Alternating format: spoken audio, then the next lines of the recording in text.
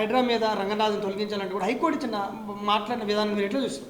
ఇప్పుడు హైకోర్టు ఒకసారి కాదు, ఇది ఒకసారి 2 సార్లు 3 సార్లు ఓ 10 సార్లు చూసిన తర్వాత ఈ పరిస్థితిలో హైకోర్టు జడ్జిమెంట్ ఇవ్వాల్సిన పరిస్థితి వచ్చింది. అంటే ఎందుకు వస్తున్నది? మీరు అంటే కాంటెంప్ట్ ఆఫ్ కోర్టులో మీరు రావాలని చెప్పిన పర్సనల్ అపీరెన్స్ ఇచ్చినా కూడా మీరు ఎందుకు రావట్లేదు? అంటే కోర్టు అంటే గౌరవం లేదా? అంటే మీరు ఎవరి సూచనల మేరకు చేస్తూ ఉన్నారు? బీయింగే ఒక ఐపీఎస్ ఆఫీసరు, నువ్వు సీనియర్ ఐఏఎస్ ఆఫీసర్వి, మరి కోర్టు పిలిచినప్పుడు రావాలి కదా. కోర్టు పిలిచినప్పుడు రాకపోతే ఇలాంటి పరిస్థితులే వస్తాయి. కాబట్టి ఏంటి అంటే మొదటి నుంచి కూడా హైడ్రా విషయంలో without giving any notice, without following due process of law వీళ్ళు ముందుకెళ్తా ఉన్నారు. ఆ సందర్భంలో అనేక పిటిషన్లు హైకోర్టు ముందుకు రావడం జరిగింది. హైకోర్టు దపదపాలుగా చెప్తున్నది, హైడ్రా అనేది మీరు చట్ట ప్రకారం వెళ్ళండి, చట్ట ప్రకారమే ముందుకు పోండి, ఆదివారాలు ఇళ్ల మీదకి పోవడం కానీ సెలవు దినాలలో ఇళ్ల మీదకి పోవడం కానీ చేయకండి అని చెప్పినా కూడా, అనేక సందర్భాలు చెప్పినా కూడా వాళ్ళు ఇష్టం వచ్చినట్టు చేస్తూ ఉన్నారు. అంటే ఇక్కడ ఎవరు ఏం జరుగుతుంది ఏం సంగతి అనేది అర్థం కాదు. ఒకవేళ చట్టం అనేది అందరికీ సమానంగా ఉండాలి కదా. నువ్వు పేదవాడి మీదకేమో ఉరుకులో పెడుతున్నావు, పరుగులో పెడతా ఉన్నావు, అని రోడ్డు మీద వేస్తూ ఉన్నావు, అని ఇల్లు కూల కొడతా ఉన్నావు. కానీ అదే మరి డబ్బులు ఉన్నవాళ్ళు, బడాబాబులు, లేకపోతే నీ పార్టీలో ఉన్నవాళ్ళు, లేకపోతే నీ అనుచరులు, అనంగులు, మరి వాళ్ళందరూ కూడా ఎఫ్టీఎల్లో ఇండ్లు కట్టినట్టు అన్నీ కూడా ఓపెన్గా చెప్తా ఉన్నారు. మీలాంటి మీడియా వాళ్ళు కూడా, యూట్యూబ్ వాళ్ళు కూడా పోయి తీసుకొచ్చి చూపిస్తూ ఉన్నారు కదా. మరి నువ్వు వాళ్ళ మీద ఎలాంటి చర్యలు ఎందుకు తీసుకోవు?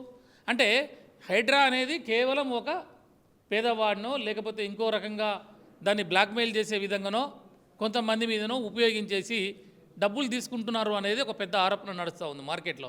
వాస్తవాలు కూడా అదే ఉన్నట్టు కనబడతా ఉంది. ఈరోజు ఆ వ్యక్తిని తీసేసి ఒక చీఫ్ సెక్రటరీ స్థాయిలో పనిచేసే వ్యక్తిని పెట్టండి అని చెప్పి హైకోర్టు ఆ స్థాయికి వచ్చిందంటే అక్కడ ఎన్ని వైలేషన్స్ ఉన్నాయి, చట్టాలు ఎన్నిసార్లు ఉల్లంఘించబడ్డది. కాబట్టి ఇది ప్రభుత్వానికి చెంపపెట్టు, ఈ ప్రభుత్వం పోతున్న విధానాలకి ఇది ఒక ముక్కుతాడు లాంటిది. ఇప్పుడు కోర్టు ధిక్కరణ కేసు ఒకసారి మా కామన్ మ్యాన్ కాకుండా ఇప్పుడు రంగనాథ్ మా ఐపీఎస్ గతంలో ఆయనకు అన్నీ తెలుసు, కానీ 63 సార్లు కోర్టు ధిక్కరణ ఎందుకు పాల్పడండి? అదే నేను ఏమంటున్నా, ఇది అహంకార ధోరణి. ఆ ప్రభుత్వం ఏంది అంటే రెవెన్యూని కూడా ఓవర్టేక్ చేసి ఈయనకి ఇవ్వడం, మున్సిపాలిటీని కూడా ఓవర్టేక్ చేసి నాకు అధికారాలు ఇవ్వడం, జిహెచ్ఎంసీని కానీ మిగతా ఎవ్వరు కూడా లేకుండా సుప్రీం అధికారాలన్నీ కూడా హైడ్రాకి ఇవ్వడం జరిగింది. ముఖ్యమంత్రి కింద ఈయననే. కాబట్టి వీళ్ళిద్దరే కలిసి చేస్తున్నట్టు మనందరం కూడా చూడాల్సి వస్తుంది. అదే కూడా జరిగింది. కాబట్టి నువ్వు అంటే చట్టాలని కూడా మొత్తం చేతిలోకి తీసుకొని, అంటే మీరు చెప్పటమేమో నాలాల్ని కాపాడతాం, ప్రభుత్వ చెరువుల్ని కాపాడతాం, లేదా పార్కుల్ని కాపాడతాం, లేకపోతే ప్రభుత్వ ఆస్తుల్ని కాపాడతాం, ఇల్లీగల్ కన్స్ట్రక్షన్స్ని డిమాల్ చేస్తామని చెప్తా ఉన్నారు. కానీ మీరు చెప్పిన దానికి చేసిన దానికి ఇది వ్యతిరేకంగా ఉన్నది. కాబట్టి రైట్ టు లివ్ అనేది ఉన్నది. ఒకవేళ ఎవరైనా ఇండ్లు కడితే అది ప్రభుత్వ భూమిలో కట్టినా కూడా వానికి without giving any notice you will not go to their without giving any sufficient time వాళ్ళకి ఆన్సర్ చేసేటువంటి సమయం ఇవ్వాల్సిన అవసరం ఉన్నది. అంటే పేద వర్గాల మీద, మధ్యతరగతి వర్గాల మీద మీరు పడ్డరు. ఇవాళ మేము అడుగుతా ఉన్నాం, అనేక లేఅవుట్లు ఇలా ఎఫ్టీఎల్లో ఉన్నాయనో లేకపోతే ఇంకోటనో చెప్తా ఉన్నారు మీరు. ఆ ఎఫ్టీఎల్ భూములో ఉన్నప్పుడు దానికి లేఅవుట్ పర్మిషన్ ఇచ్చింది ఎవరు? ఆ భూములు రిజిస్ట్రేషన్ అవుతుంటే సబ్ రిజిస్ట్రార్ ఏం చేసిండు? లేకపోతే ఆ ఎఫ్టీఎల్లో లేఅవుట్ చేసిన తర్వాత ప్లాట్లు కొన్నవాళ్ళు, ప్లాట్లు కొన్నప్పుడు వాడు ఇంటి పర్మిషన్ కొరకు అప్లై చేసినప్పుడు కన్సర్న్ బిల్డింగ్ పర్మిషన్ ఇచ్చేటప్పుడు వీళ్ళు అధికారులు ఏం చేశారు? తర్వాత కరెంటు కనెక్షన్ ఇచ్చినప్పుడు ఎలక్ట్రిసిటీ అధికారులు ఏం చేస్తున్నారు? లేకపోతే నల్లా కనెక్షన్ ఇచ్చినప్పుడు మున్సిపాలిటీ పంచాయతీరాజ్ వాళ్ళు ఏం చేసినారు? అంటే మళ్ళీ తిరిగి పన్నులు వసూలు చేస్తున్నారు కదా మీరు వాళ్ళ దగ్గర నుంచి. అంటే ఇవన్నీ ఒకదాని మీద ఒకటి తప్పుల మీద తప్పులు చేసింది ప్రభుత్వ ఆఫీసర్లు, ఇల్లీగల్గా నీకు పర్మిషన్ ఇచ్చింది ప్రభుత్వ ఆఫీసర్లు, లేఅవుట్లకు పర్మిషన్ ఇచ్చింది వాళ్ళు, ఇంట్లు కట్టుకోమని ఇంటి పర్మిషన్లు ఇచ్చింది వాళ్ళు, అక్రమంగా అన్యాయంగా కడుతున్నప్పుడు డబ్బులు తీసుకున్నాయి, ఇల్లీగల్ కన్స్ట్రక్షన్స్కి డబ్బులు తీసుకొని పర్మిషన్లు ఇచ్చిన వాళ్ళని అందరినీ కూడా వదిలిపెట్టి హైరాకి పైనుంచి కింది వరకు పేదవాళ్ళు ఆడ ఇల్లు కట్టుకొని అభంశుభం తెలియని వాళ్ళు ఇల్లు కట్టుకుంటే వాళ్ళు ఈఎంఐలు పెట్టుకొని ఉంటే, మరి ఇందులో ఇంకో అంశం కూడా ఉన్నది. ఇంకా బ్యాంకు వాళ్ళు లోన్లు ఇస్తున్నారు. బ్యాంకు వాళ్ళు లోన్లు ఇచ్చినప్పుడు వాళ్ళు ఇంటిగా కూడా వాళ్ళు మొత్తం కూడా క్షుణ్ణంగా పరిశీలిస్తారు. వాళ్ళు లీగల్ పొజిషన్ ఏందనేది వాళ్ళకి లీగల్ ఆఫీసర్స్ ఉంటారు. వాళ్ళు మొత్తం కూడా డాక్యుమెంట్ వెరిఫికేషన్ అయిపోయిన తర్వాతనే బ్యాంకు వాళ్ళు ఇస్తారు. ఇలా మరి ఆ బ్యాంకు వాళ్ళ పరిస్థితి వాళ్ళు ఏం చేసినట్టు? మరి వాళ్ళు కూడా దీనికి బాధ్యులే కదా. లీగల్ పొజిషన్ చూసినప్పుడు ఒక గవర్నమెంట్ ప్రాపర్టీలో నీకు హెచ్ఎండిఓ లేవటో లేకపోతే గ్రామ పంచాయతీ లేవటో మున్సిపాలిటీ లేవటో ఇచ్చినప్పుడు దానికి సంబంధించినటువంటి అధికారులతో పాటు బ్యాంకు వాళ్ళు కూడా లోన్లు ఇచ్చినప్పుడు వాళ్ళు కూడా బాధితులే. వాళ్ళని వదిలిపెడుతున్నావు, నువ్వు వీళ్ళని వదిలిపెడుతున్నావు. మామూలుగా ఉన్నటువంటి పేద వర్గాలని మధ్యతరగతి వర్గాల మీద పడి ఆ రకంగా మరి వాళ్ళని ఇబ్బంది పెట్టి రోడ్డు మీద వేసి అనేక వేలాది ఇళ్ళని కూలగొడతా ఉన్నావు. మరి రాజ్యాంగం కల్పించిన హక్కులు పోతా ఉన్నది ఇక్కడ. సరే, ఇప్పుడు దాకా హైదరాబాద్ చర్యలు ఎట్లున్నప్పటికీ ఇప్పుడు కోర్టు ఏం చెప్పిందంటే తొలగించమని చెప్పింది. రంగనాథ్ ఏమో చట్టపరంగా పోతా అంటుండు. మరి తొలగించుకుంటూ ఆపే అవకాశం ఉందంట. ఇప్పుడు నేనేమంటున్నా, అది ఒక మర్యాద. ఇవాళ ఒక రాష్ట్ర సర్వోన్నత న్యాయస్థానము 1కి 4 సార్ల సుప్రీంకోర్టు జడ్జిమెంట్లు కూడా ఏమున్నాయంటే ఒకసారి రాకపోయినా 2 సార్లు రాకపోయినా ఆఫీసర్స్ని వదిలేయమని చెప్పేసి చూసి చూడనట్టని అవకాశం ఇవ్వమని చెప్తున్నది కొన్ని కేసులలో. కానీ ఇతను ఒకసారి కాదు 2 సార్లు కాదు, అదే కేసులో దపదపాలుగా జరిగింది ఇది. అంటే జడ్జి గారికి విలువ లేదా? అంటే రాజ్యాంగాన్ని మీరు లెక్క చేయరా? అంటే రాజ్యాంగం యొక్క పరిధిని కాపాడుతున్నటువంటి హైకోర్టు జడ్జిలు కానీ సుప్రీంకోర్టు జడ్జిలు కానీ మీరు మరి గౌరవించాల్సినటువంటి బాధ్యత లేదా? కాబట్టి నేను ఏమంటున్నా, ఇప్పుడు హైకోర్టు ఏదైతే చెప్పిందో ఈయనని రిమూవల్ చేయమని, ఇతన్ని తీసేయమని, ఇతను పనికిరాడని, ఇతని అహంకారపూరిత ధోరణి అని, లేకపోతే ఇతని చట్టాలు ఉల్లంఘిస్తూ ఉన్నాడు, పేద ప్రజల్ని ఉల్లంఘిస్తూ ఉన్నాడు, ప్రజాస్వామ్యాన్ని కూని చేస్తూ ఉన్నాడు, ఈ ప్రభుత్వం యొక్క పెద్దల మాటలు విని ముఖ్యమంత్రి కానీ లేకపోతే ఇతర మంత్రులు కానీ.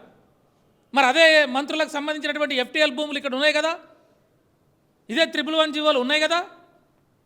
నీ పార్టీకి సంబంధించిన మంత్రి, నీ పార్టీకి సంబంధించినటువంటి వారు మంత్రులు, ఎమ్మెల్యేలు, ఎమ్మెల్సీల భూములు ఉన్నాయి కదా. మరి ముఖ్యమంత్రికి సంబంధించిన అన్నదమ్ముల భూములు కూడా ఎఫ్టీఎల్లో ఉన్నాయని చెప్పి అనేక మీడియాలో, సోషల్ మీడియాలో, పేపర్లో రావటం జరుగుతూ ఉన్నది కదా. మరి నువ్వు నిజమైన ఆఫీసర్వే, స్వచ్ఛమైన ఆఫీసర్వే అంటే ఎప్పుడు నువ్వు వాళ్ళ ఇంట్లో ఎందుకు కూలగొట్టలేదు? అక్కడికి ఎందుకు పోలే? నువ్వు 111 జీవోలో అనేక అక్రమ కట్టడాలు ఉన్నాయి.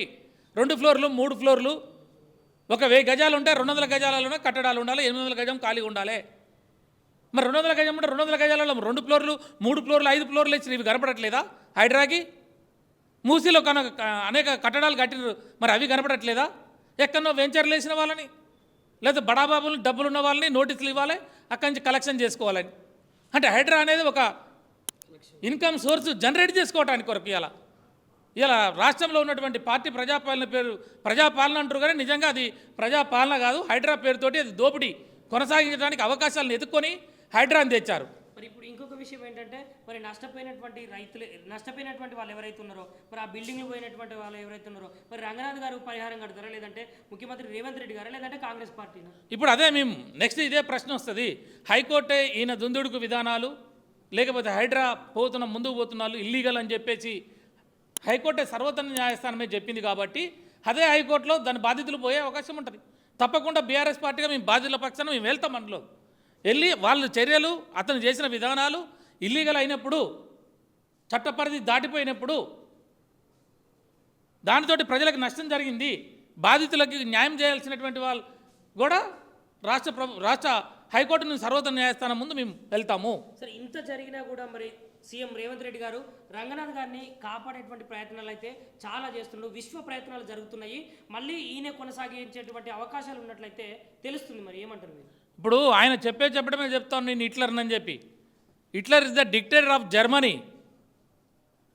ఆ జర్మనీలో ఆయన ఏదనుకుంటే అదే చేసిండు. ఆ రోజు 100,000 మందిని కూడా, లక్షల మందిని కూడా చంపించినటువంటి చరిత్ర హిట్లర్ది. మరి అట్లాంటి హిట్లర్ని నాకు ఆదర్శం అని చెప్తా ఉన్నాడు. ఇలా ఆయన ఆదర్శంగా తీసుకున్న 100,000 లక్షల ఇల్లు కూలగొట్టిండు కదా. ఆయన మాటను తూచ తప్పకుండా పాటిస్తున్న ఈ ఐఏఎస్ ఆఫీసర్ని కూడా ఆయన కాపాడతాడు. కాబట్టి ఇక్కడ ఏమవుతున్నది, రాజ్యాంగం ఒక పక్కన, రాజ్యాంగం యొక్క హక్కులు ఒక పక్కన అయితే, ముఖ్యమంత్రి హిట్లర్ ఆదర్శంగా తీసుకున్న ముఖ్యమంత్రి నేను అన్నింటినీ కూడా తుంగలో దొక్కుతా, రాజ్యాంగాన్ని తుంగలో దొక్కుతా, కోర్టులు లెక్క చేయను, ఇంకెవరిని లెక్క చేయను అని చెప్పే పద్ధతిలో పోతా ఉన్నాడు. ఇది ఎంతకాలము నడవదు. ప్రజలకు వ్యతిరేకంగా, రాజ్యాంగానికి వ్యతిరేకంగా, కోర్టులకు వ్యతిరేకంగా ముఖ్యమంత్రి కాదు, ప్రధానమంత్రులు కాదు, ఈ రాష్ట్రంలో, ఈ దేశంలో కాదు, ప్రపంచ దేశాలలో ప్రజాభిష్టానికి, ప్రజల ఆకాంక్షలకు వ్యతిరేకంగా ఏ నాయకుడు పోయినా కాలగర్భంలో కలిసిపోయిన చరిత్ర ఉన్నదనే విషయాన్ని కూడా హిట్లర్ ఏ గది పట్టింది. ఆఖరికి హిట్లర్ దొంగలాగా పారిపోయి ఎవరు తెలవకుండా తనంతలో తానే వెళ్ళిపోయాడు భూమండలం మించి. కాబట్టి ప్రభుత్వానికి కానీ లేకపోతే ఆ హిట్లర్ని ఆదర్శంగా తీసుకున్న ఏ వ్యక్తులైనా సరే ఆఖరికి హిట్లర్ గదే పడుతుందని చెప్పి మేము తెలియజేస్తూ ఉన్నాం. పేదవాళ్ళని ఇప్పటికి కూడా పేదవాళ్ళ ఇండ్ల జోలికి పోవద్దు, పేదవాళ్ళ ఇండ్లను కూలగొట్టొద్దు. నీకు దమ్ము ధైర్యం ఉంటే, చిత్తశుద్ధి ఉంటే నిజంగా హైడ్రా అనేది ప్రజలకు ఉపయోగపడే విధంగా భూములను కాపాడతాం, చెరువులను కాపాడతాం, నాలాలను కాపాడతాం అని అంటున్నావు. 111 జీవోని కాపాడతాం అంటున్నావు కదా. 111 జీవోలో ఉన్న వాళ్ళు ఇల్లీగల్గా ఉన్నట్టు వాళ్ళందరినీ కూడా నువ్వు కూలగొట్టు ముందు.